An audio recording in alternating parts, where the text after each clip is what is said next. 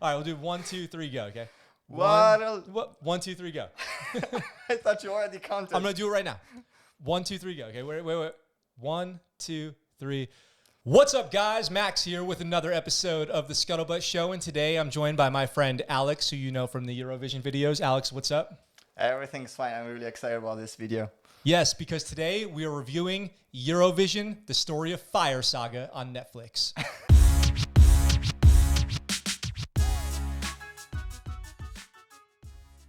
All right, guys, so if you're new to this channel, my name is Max, and Alex is my buddy's stationed out here in Okinawa with me. We're both spouses of active duty service members, and together over on Alex's channel, we watch and check out Eurovision videos, and we talk about all things being a male-dependent, male spouse. So if you get a chance to go over to his channel and check that out, it's linked down in the description below. So Fire Saga is a brand new movie on Netflix, written by Will Ferrel, directed by David Dobkin, and in it, Will Ferrel and Rachel McAdams are two friends who are on a journey to win the Eurovision Song Contest out of Iceland. So we watched this video, and now we're going to talk about it. So Eurovision videos are something that's relatively new to me. I only have been watching them for a couple months thanks to you. You showed me what Eurovision is the first time. And then when I found out that they were making a Eurovision movie, I hit you up right away, and I said, Alex, have you seen the preview for Eurovision? And you said, yes. Yeah, obviously. I actually had a friend from Germany texting me, also American. He texted me, he's like, did you know that there was a Eurovision movie released 3 days ago? I'm like, dude, my channel is about Eurovision. How could I not know that there is a movie coming out? Now, the main concern prior to this movie coming out was that it wouldn't be respectful to Eurovision, but it seems like it was. Would you agree? Yes. So just to start from like even before the movie, I only heard that a movie is coming out probably like around 2 or 3 months ago. And I thought this goes two ways because I didn't know that it was going to be a Netflix movie. I thought it's either some sort of documentary where they show like behind the stage, like whatever 2019 Eurovision, whatever they did back then. Or if not, it's going to be Americans making fun of Eurovision. And then I went to see who's in the movie or what the movie is about. And the first face I saw was Will Ferrel. And I was like, oh, damn. They're going to make fun of Eurovision big time. But apparently they did not. And actually, I thought even the jokes and everything that's over the top, it's still pretty at Eurovision level. Like, it's not that far away from the truth. This movie was very much a feel-good movie. Like it's a love story, it's a comedy, it's definitely like in the rom-com category.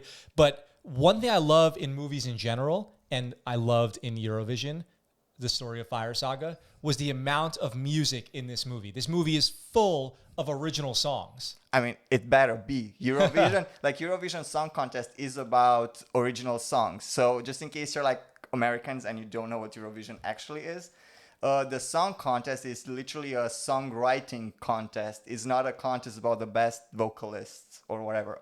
Obviously, you need to have a good voice to like present the song the right way, but it's not the idea of Eurovision. That's not how it started. It was like a radio thing in the very beginning. They had like some recordings, but it was just a radio thing. So obviously, they only cared about the songwriting and not about the whole show that Eurovision is in our days. You know, in this movie, so you guys know, Will Ferrel and Rachel McAdams both sing their parts. Now, some of the songs also are dubbed over by professional singers, especially like the song at the big finale of the movie. The last one. There's going to be some spoilers in this video, hopefully not too many huge ones, but spoiler alert for this review. But in the film, Will Ferrel, everything that he sings, he actually sang. Even the finale song, that's his voice. Now, and I'm sorry, I just have to say, it's pretty obvious that was Will Ferrell's voice. Yeah, there's no doubt. There's no doubt. Well, you know, if you've seen Step Brothers, if you've seen other Will Ferrell movies, he does, like semi-pro, he does love to sing in his movies. His voice is not great, but for some reason it's nice. Like, it makes me smile whenever he comes on to a part. Sorry, my dog's barking in the background. I don't know if you guys can hear that. For some reason, when Will Ferrell sings, it makes me laugh. And no, it's not the greatest voice in the world. It's not unpleasant. There's just something like it's in a sweet spot of like being listened toable. Well, I think that's actually what they tried to do anyway. Like, they didn't try to pretend there's something else. And this is also something that I really have to say. If you haven't watched it and you're planning to like read the reviews or whatever on whatever channels, just like do not believe those critics. Literally, those critics wrote like some reviews from the perspective of what you would expect from a perfect movie and not from what the movie wants to be. I thought it was really unfair because this movie is not pretending to be like this super artsy whatever movie. And all the reviews, literally, I think like 85% of those reviewers, they had no idea what Eurovision was. And probably because they had this task to write a review about this, they went on Wikipedia, they kind of read something about Eurovision, probably watch a show or two, but they have no idea. They don't understand the context of Eurovision because it's a lot more than just the show. And only like real like big Eurovision fans would understand what I mean. It's not like X Factor or American Idol where you have every year like this series of whatever people and then they're gone and that's that. Eurovision, it's way more than that. And the movie captured that very well, but the reviewers had no idea what was going on, and obviously they just said that they didn't understand it. And yeah, it makes sense that they didn't understand it because it's not an American thing. I just think it's very unfair. Bro, I never listen to reviewers. I'll go see any movie and I'll judge for myself. This movie was super funny. This movie was great. And now, if you don't know what Eurovision is, you might feel left out of some of the jokes. But you know what I love so much? And I told my wife right at the beginning of the movie, the opening scene of the movie is with Waterloo by ABBA. Yes. Will you sing it with me? Waterloo. I was defeated, you won the war. Okay, well, that's the way it goes. Well, let's try it one more time. You ready? One. No, say it again. Waterloo, I was defeated, you won the war. Oh, I understood something else. Well, there's different parts, but that was the part. That's one part. Will you sing that part with me real quick? I once defeated you on the war. Okay. Yeah. You ready? Yes. One. All right, we'll do 1, 2, 3, go, okay? 1, 2, 3, go. I thought you already counted. I'm going to do it right now. 1, 2, 3, go. Okay, wait. 1, 2, 3. Waterloo, I was defeated, you won the war. Now we're going to go win Eurovision next year. Yeah, it's my dream. Actually, just to say this before we start to talk about the actual movie, honestly, I do feel that the story of Lars, however absurd it seems in the movie, it seems like a very genuine, real story of a Eurovision fan. I actually can relate to that character, however absurd that is. Literally, when I started watching Eurovision, I started in 2005. When I was telling my friends or like my family about it, they literally were laughing at me. And I could not understand why they don't understand why this show is so cool. And everything that happens to Lars and how everyone makes fun of him because he likes it and he wants to go and he's not good, but that's his dream. That's literally what the Eurovision fan would feel like, because a lot of people are watching Eurovision. They're watching for the fun factor, but there are many fans that take it extremely seriously. It's like a very important part of their life. So that's actually relatable, even if it's a comedy. It's very true. This is how you feel when you're a kid and you like it. And the others are making fun of you. Dude, if you guys who watch my channel haven't checked out Eurovision, go check out Eurovision. It's so fun. I definitely want to go. I hope to attend one year, depending on where it is, if that could ever align, because it changes locations every year. So let's talk about the movie really quick. So the plot of this movie, Will Ferrel and Rachel McAdams, two kids from Reykjavik, Iceland, who grow up with a dream to win Eurovision and all along the way fall in love. So they was definitely approached from a perspective of like a really, really beautiful take on Iceland, the country, and what it's like to live there. There's a scene where two whales jump out of the ocean, and it's magnificent. But they're bored because apparently they see that every day. So for them, it's just like this small, boring town while the whales are jumping out of the water. It's extremely funny. And then through a series of coincidence and luck and some nefarious foul play, they end up being the team to represent Iceland in Eurovision in the year that this movie takes place. Now, you guys might have seen Demi Lovato on the credits for this or in the trailer. Clickbait. She's in it briefly, and her character meets a grim fate early on in the movie. She's pretty much a very bad ghost. That's what she is in the movie. Like not a evil ghost. Like she's bad at being a ghost. No, she's trying to tell Lars that something bad might happen to him. But at the point where she gets to actually tell him that something bad might happen to him, that bad thing already happened to him, and he already solved that situation. Well, not really him, but he had like some helpers. Yeah. It's like, why is Demi Lovato in that movie? She's just a cameo character, basically. So if you're hoping to go see this movie to watch Demi Lovato sing, you'll be let down. But you get something even better, which is Will Ferrel and Rachel McAdams, whose songs, including Ja Ja Ding Dong, I think it's Ya Ya.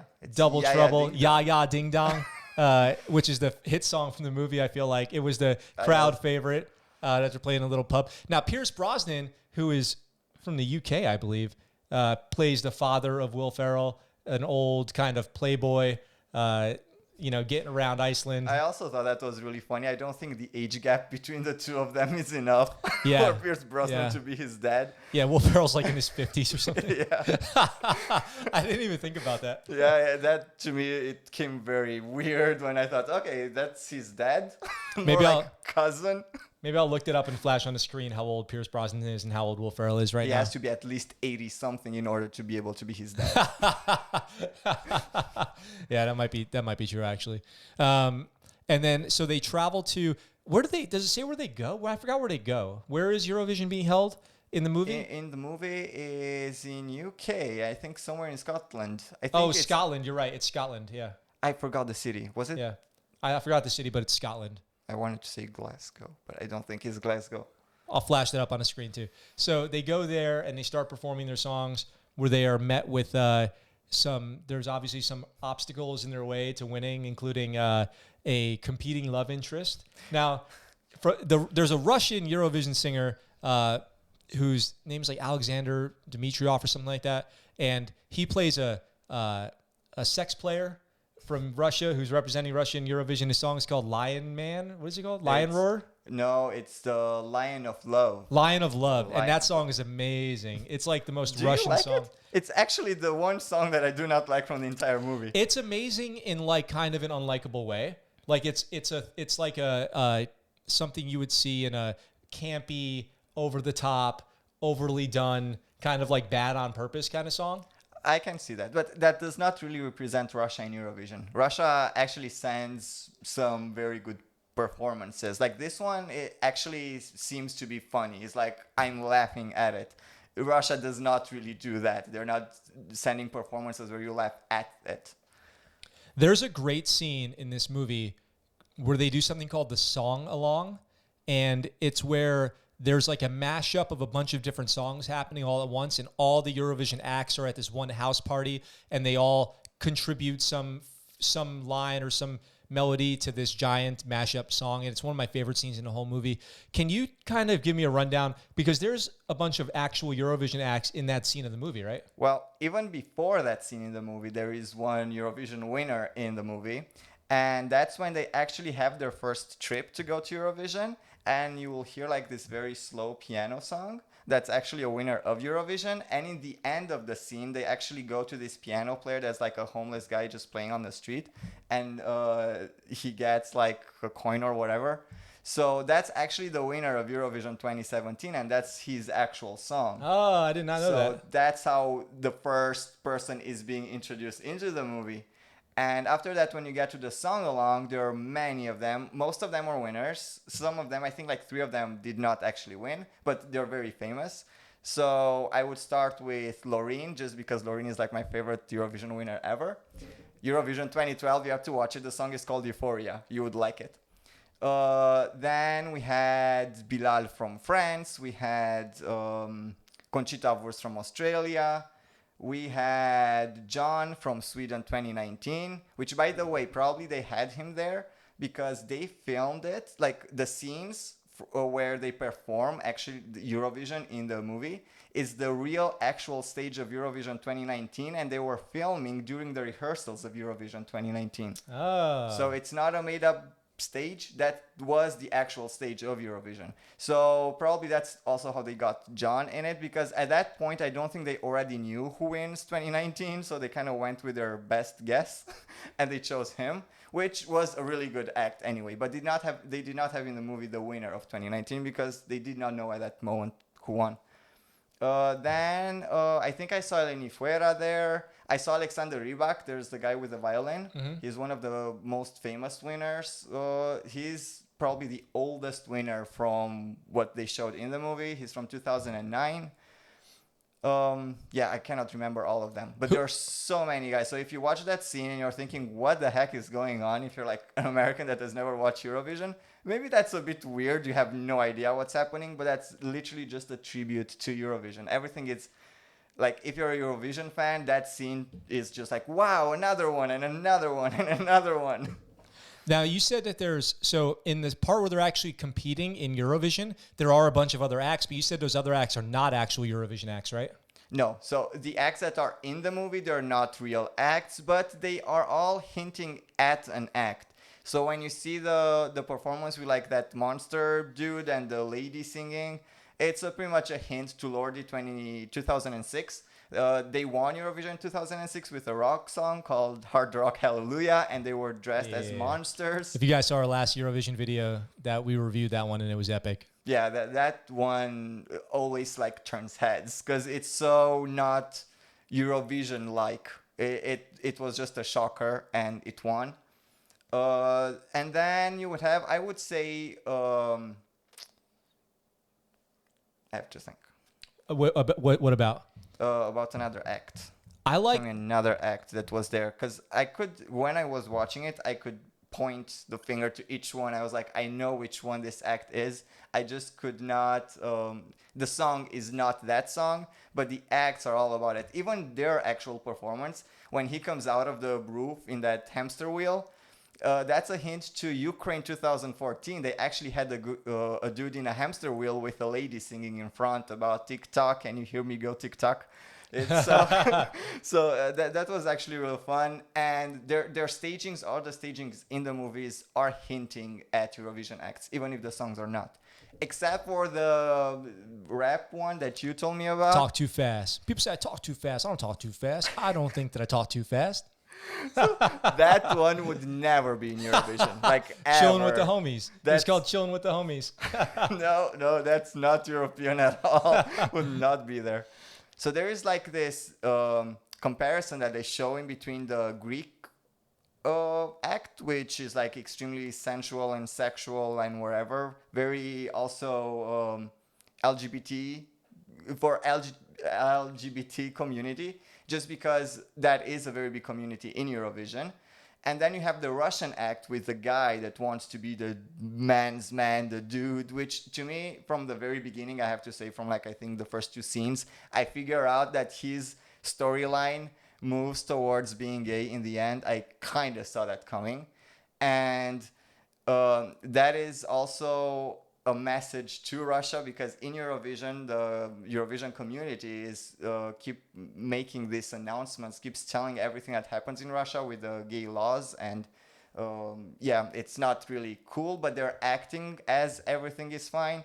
And in the movie, when they put Greece and Russia together to be like the bad guys, even though the Greek girl is not really a bad girl, she just likes Lars.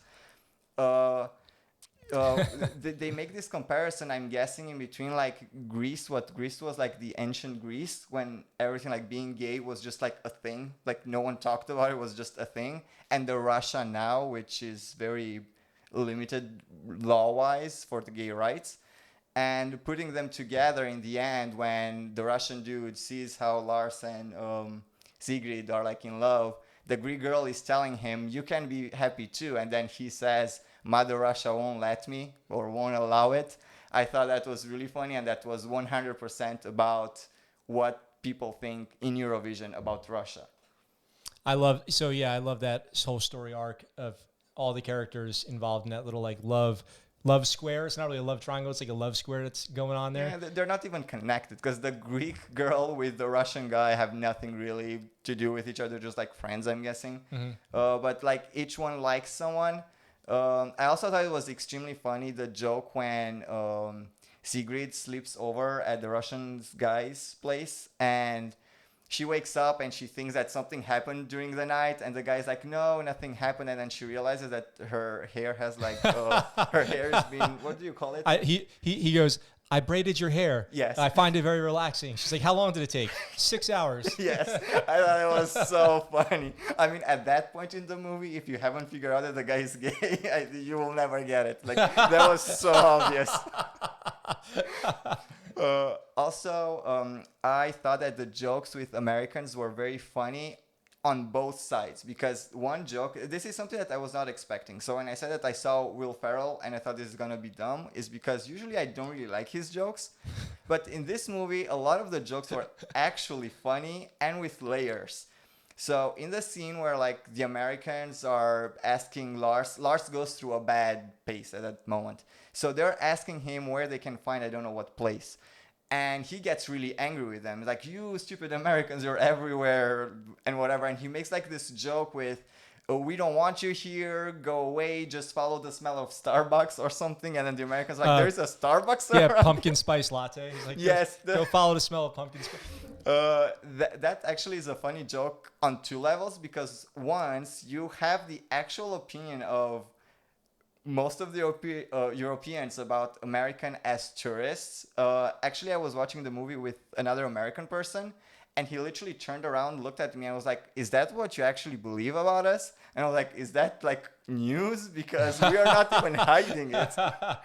Because, also from my experience, I did see a lot of Americans as tourists where they literally like come to you to ask you if you can take a photo of them. And while they're handing you the camera or the phone, they're telling, we are from United States. I'm like, does that matter if I take the picture of you? I need to know where you're from. So I did see that part. But in the movie, these 4 kids, they're absolutely normal. They're not doing anything weird. And Lars is totally overreacting. And that's the joke on the European side, because we do that. We are generalizing. So just because we met like 2 or 3 groups of American tourists that might be loud or just doing dumb stuff, we just tend to say all the American tourists are like that. And that's not true. So that's why I thought the joke was funny, because it worked both ways. It was like a joke on both sides. Plus, in the end, Lars gets helped towards the end by the Americans, the stupid Americans. And even when he goes out of the car and he was supposed to say thank you, goodbye, whatever, he's saying something like, you Americans, you are awesome, but don't come to Iceland. We don't want you there. We hate you. Don't go there. But you're good. Thank you. But don't come here. So I feel like this is exactly what the Europeans are like they're saying we don't want you here or whatever, but then you're so nice and kind and thank you. I like it because in those scenes you're talking about, the Americans don't even get that they're being made fun of. Like in the car, there's a scene where Lars who's Will Ferrell's character, has to get back to the Eurovision contest in time to sing with his partner, and he catches a ride from the Americans. So they get in the car and he goes, go faster. There's no speed limit. He's like, what? There's no speed limit on any road in Europe. Just go as fast as you can. You're doing great. And the guy's like, oh, awesome, cool. And he's peeling out, doing donuts and stuff down the streets. And then we do see them later at the end in Iceland. And he's like, no one wants you here. Go home. Don't forget about the pedal to the metal. Yeah. It's so funny. And your jumbo juice, which, by the way, I had no idea what the jumbo juice is. I had to ask someone. You had to ask. I did not know what jumbo juice is. I thought it's like a big size of something, but apparently it's an actual juice. I had no idea. Oh, yeah, it's a place. I've missed that joke. Also, I think when they made the Starbucks joke, I was thinking that would have been a lot more representative for Europeans if the joke would have referred to McDonald's. I think we are saying that a lot more about Americans and Starbucks. I don't think we're referring to Starbucks that much. But maybe McDonald's did not agree to have their name in the movie like that. Now, so, man, that's pretty much the whole movie we just went through. Well, no, let's not forget about the big explosion. Oh, you want to talk about the big explosion? I do. There are like some moments in there because if you guys have not watched, maybe just skip like this portion. Because Don't skip it. That one is gonna be like a surprise. But if you watch it already, you know exactly what I'm talking about. There's a moment in the movie when like a boat explodes, and literally that was not mentioned anywhere. Like it's not in the trailer. There's not a hint about it. They never mentioned that storyline like everywhere at all. And when that thing actually happens is in the worst moment ever. You're just not seeing coming. I literally cursed. I do not even talk during movies, but I cursed. I was like, what just happened right there? And then literally you just see a hand just falling, and that's supposed to be Demi Lovato's hand, like arm. The entire arm. I just thought it was very funny, but so absurd and unexpected. It's just that was Will Ferrell. That was 100% Will Ferrell. Yeah, it's kind of like a lazy story writing piece, because in it they need it's like an all is lost moment, and you're like, how are they going to get out of this one? And so they just blow up this boat full of all the other characters that are standing in their way. And it's pretty funny. It's definitely lazy story writing, and then you just go with it. It's fine. It gets the story. It's like in the beginning of the movie, so it gets the story progressing.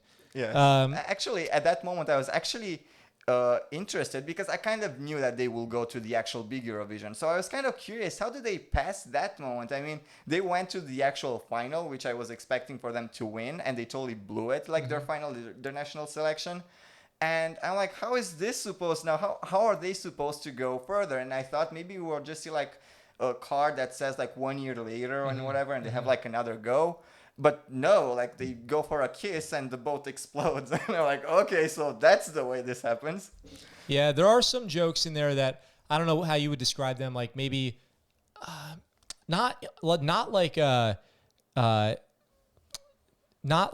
they're tone deaf on cultural stuff, but I don't know what to make of the jokes about the elves. So Iceland believes in elves. And they go lay wreaths and flowers and food at the house of these little elves on the side of the mountain. At some point, they even mentioned, they said that I don't know what percentage of Icelandic people actually believe in it. I'm not sure if that's for real. I didn't even know that Icelandic people have anything to do with elves. So I did not know that at all. But I do think they've tried to make it as absurd as Eurovision is, probably as a show. They did not want to make the show itself absurd, so they've tried to make the storyline to be weird. So you still get that Eurovision feeling, even though it's not that feeling does not come from the Eurovision show itself. It comes from the way the story is being told. I think it's just very, very, very weird. I think it's also creative. I've never seen that. I never expected that. I did not see that coming. I thought it's just gonna be them trying to make it in Eurovision. I enjoyed all of the jokes in the movie. I thought they were very funny. I thought the actors' performances were totally awesome. I thought that the the movie in general was very respectful to Eurovision. I think without knowing, I feel like they accurately portrayed how they're getting rushed off the stage during rehearsals. And then when Rachel McAdams gets scared of the fire coming out of the stage when she sees it for the first time, because the stage productions in Eurovision are so over the top and insane in such a cool way. That they did a good job representing that as well. The acts are generally over the top. I thought the whole thing was great. I've actually already downloaded the soundtrack on iTunes and been listening to it. Maybe I'll link that down in the description below too, so you guys can check it out and listen to all the songs. You too, right? Have been listening to the soundtrack. Right before coming here to actually record this video, I listened to one of the songs on repeat for 2 hours. I almost missed showering and everything. I was like, oh, I have to go. We listened to it on the car ride over as well. Because it's really good. It's great. I love it. So Alex, what would people need to know if they've never seen Eurovision and they're about to watch this movie? Oh my god. Because that's my audience. I don't even know how to explain that. Well, you would need to know that the movie, everything that's in the movie about Eurovision is really not far off at all. Even the parts, you will see some parts where the actual production of the national, I don't know, it's their national committee or whatever who decides who to go. They are scared that they will not have the funds to actually organize, to host Eurovision if they win, because in Eurovision, the country that wins gets to host the next year of Eurovision. So I thought that was also a very realistic idea, because I did hear that a lot of the countries are sending sometimes bad songs on purpose just to be sure that they're not winning, but people are still watching. So they're getting the views, they're making their money, but they don't want to actually win. Because it's like the Olympics. They build a stadium, they build a stage. It's very costly. Then they have to be able to support tens of thousands or hundreds of thousands of tourists. And all of that is at the expense of the country that wins the Eurovision Song Contest. Well, it's pretty much at the expense of the TV channel. So whoever is the one that organizes does that. But also now, I read a few articles about it, and it's not as harsh on the country as it used to be. I would say like starting with 2010s, because the arenas get full and now they have a lot more shows. So on TV, if you were to watch Eurovision, you will see 3 shows, 2 semifinals and the grand final.